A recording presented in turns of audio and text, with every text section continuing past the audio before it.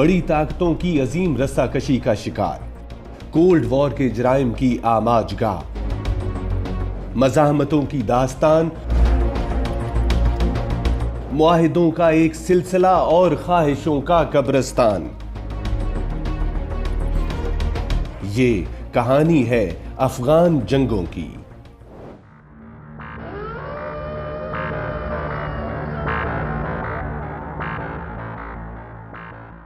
अफगान मसाइल के बारे उमूमी गुफ्तगू गुज़श्ता 40 सालों के दौरान होने वाली रूसी मुदाखलत, मुजाहिदीन की खाना जंगी, तालिबान के ज़हूर और अमरीकी हमले के गिर्द घूमती रहती है।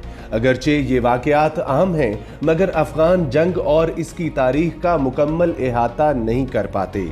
कम ही लोग ये अदराक रखते हैं कि अफगानिस्तान तारीख और जुग्राफिया के बदतरीन सितम का शिकार मुल्क है। आइए कोशिश करते हैं कि अफगान मसले को मशहूर कहानियों से आगे बढ़कर समझने की कोशिश करें।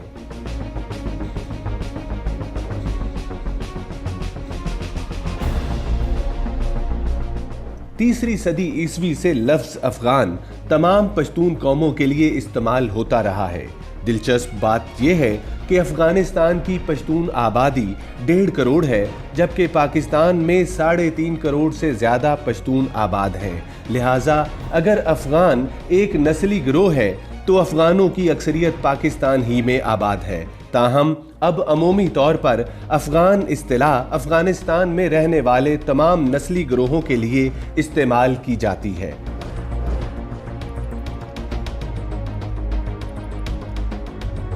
18वीं सदी के निस्फ में अहमद शाह अब्दाली ने दुरानी सल्तनत कायम की।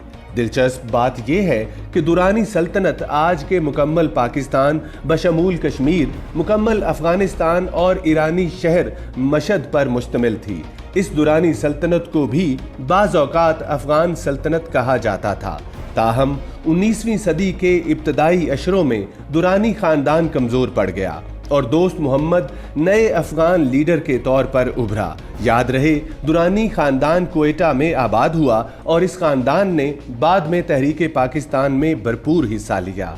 ये बात भी अहम है कि दोस्त मोहम्मद के उभरने तक दुरानी सल्तनत के वो हिस्से जो बाद में पाकिस्तान बने सिखों के कब्जे में आ चुके थे और बाद अज़ां 1849 तक अंग्रेज़ों ने सिखों को शिकस्त देकर इन इलाकों पर अपना इक़्तिदार कायम कर लिया और यहीं से उस वक्त की बड़ी ताकतों यानी बरतानिया और रूसी सल्तनत के दरमियान अजीम रस्साकशी, जिसे ग्रेट गेम कहा जाता है, में तेजी आ गई।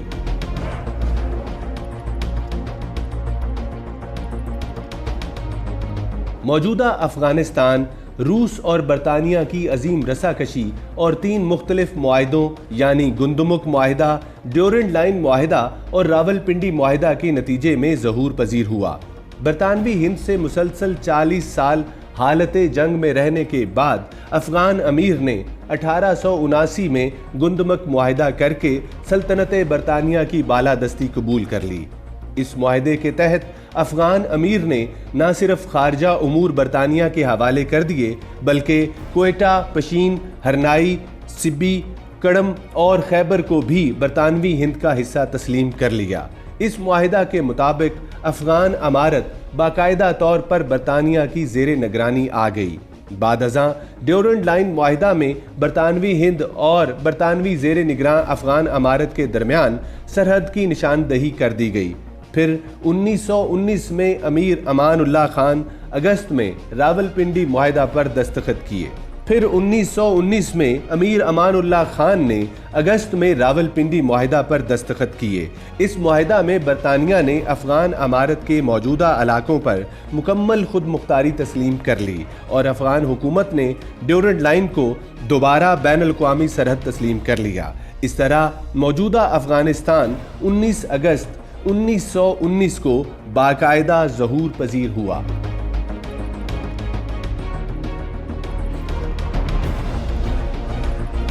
शुमाली और जुनूबी सरहदों पर मुसलसल जंगों से तंग बुलंद निगाह अफगान कायद अमीर अब्दुर रहमान ने जल्द ये भांप लिया कि अफगान रियासत के अमन और खुशहाली के लिए बरतानवी हिंद से सरहदों के मामलात तय कर लिए जाएं।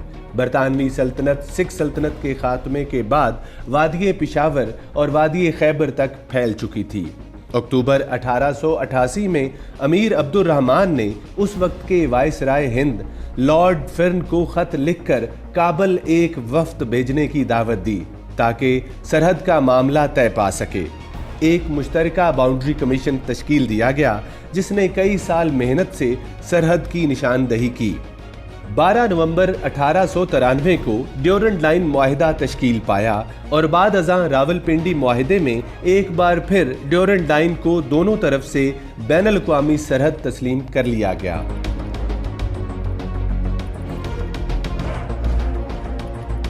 ड्यूरेंट लाइन के बरक्स अफगानिस्तान की शुमाली सरहद बरतानिया और रूस के दरमियान अजीम रस्साकशी के नतीजे में बगैर अफगान शमूलियत के तश्कील पाई। शुमाली सरहद का इब्तदाई खाका 1882 में उभरा जब बरतानिया और रूस ने इस तरफ अफगान सरहद के बारे गुफ्तो शनीद शुरू की। रूस और बरतानिया ने सरहदी मामला तय करने को एक कमीशन तश्कील दिया।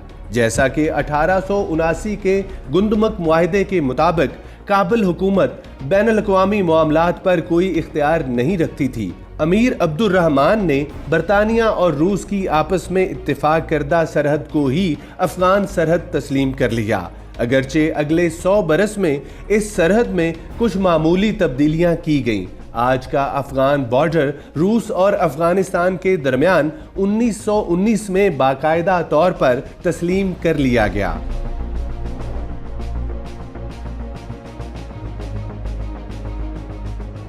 सोलहवीं सदी के मशहूर तारीखदान फरिश्ता ने अफगानों के बारे लिखा। काबुल और खिलज के लोग भी घरों को चले गए और जब भी इनसे कोहिस्तानी मुसलमानों के बारे सवाल किया गया तो उन्होंने कहा इसे कोहिस्तान मत कहो बल्कि अफगानिस्तान कहो, क्योंकि वहाँ अफगानों और शोरशों के सिवा कुछ भी नहीं।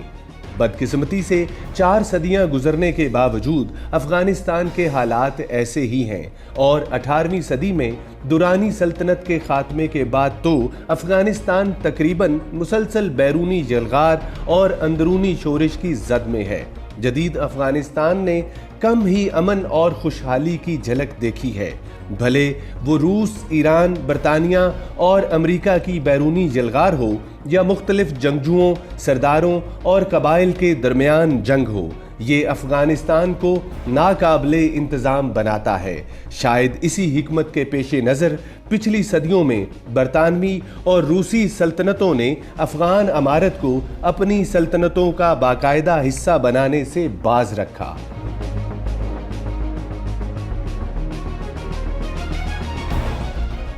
मादनियात और नायाब ज़मीनी अनासर के हवाले से अफगानिस्तान ख़जानों से भरपूर मुल्क है और इन ख़जानों की मालियत का तखमीना $3 ट्रिलियन के करीब है। नायाब ज़मीनी अनासर जदीद टेक्नोलॉजी के लिए लाजिम जुज़ है। अगर लिथियम बैटरी और सिलिकॉन चिप ना हो तो ना लैपटॉप होंगे, ना मोबाइल, ना ही कोई GPS होगा, ना ड्रोन सैटेलाइट्स और ना ही आवाज़ से तेज़ हथियार। और ये सब नायाब ज़मीनी अनासर पर मुनसर है। नायाब अनासर की बड़ी मिकदार में मौजूदगी अफगानिस्तान को रूस, चीन और अमेरिका जैसी बड़ी ताकतों का अखाड़ा बना रही है।